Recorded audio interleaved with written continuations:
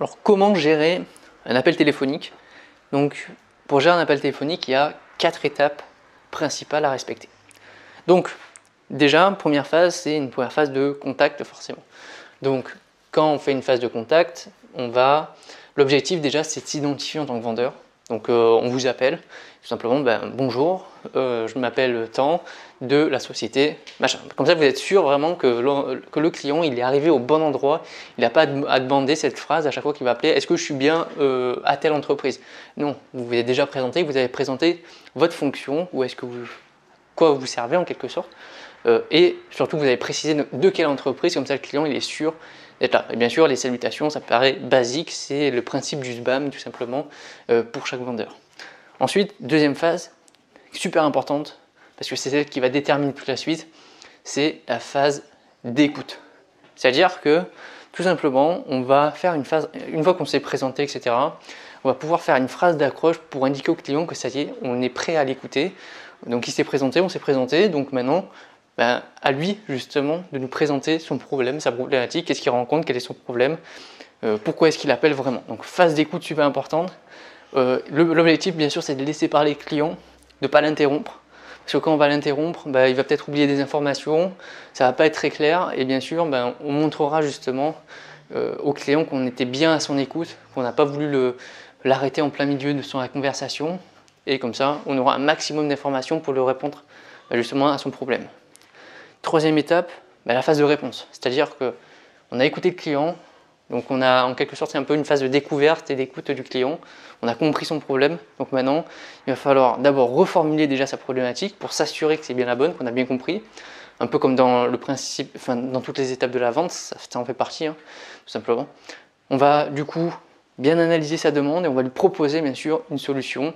Donc ça on va lui proposer un produit qui est adapté à sa problématique par exemple, pour une information, si on est en magasin, à l'accueil par exemple, on va lui dire on a tel produit qui est disponible actuellement, vous pouvez venir le récupérer si vous le souhaitez. On va pouvoir peut-être prendre un rendez-vous, donc peu importe le type d'entreprise que vous avez, peut-être on va envoyer un devis, on va peut-être faire un retour du produit.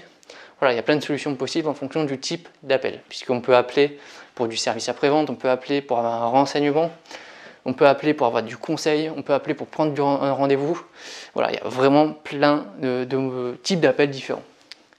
Quatrième phase, c'est la phase de conclusion.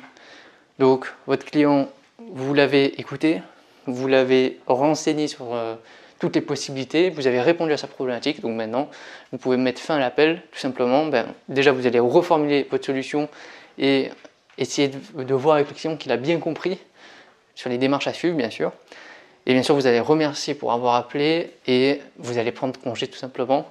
Donc le client de toute façon vous remerciera naturellement normalement s'il n'y a pas de problème et bien sûr toujours de manière polie avec le SBAM qu'on appelle. Donc le merci et au revoir à la fin.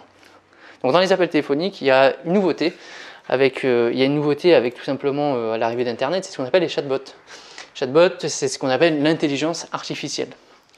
Donc avant, derrière l'ordinateur, derrière l'adresse de contact, il y avait toujours systématiquement une personne physique qui répondait aux mails, qui répondait aux appels téléphoniques et qui répondait aux différentes problématiques. Maintenant, sur les sites, vous voyez bien, vous avez des petites bulles sur le côté du site, comme si vous allez sur Aide BTS-MCO, sur le côté, vous avez une petite bulle.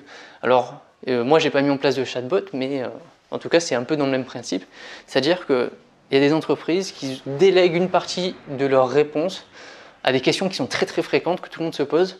Donc, ils ont entré informatiquement, tout simplement, et ils ont entré justement une réponse automatique à ça, sur des questions récurrentes. Ça permet justement de filtrer toutes les questions. Est-ce que les questions elles sont urgentes ou pas?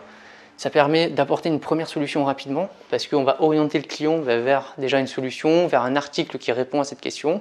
Et donc, d'une manière ou d'une autre, on va déjà apporter une première solution.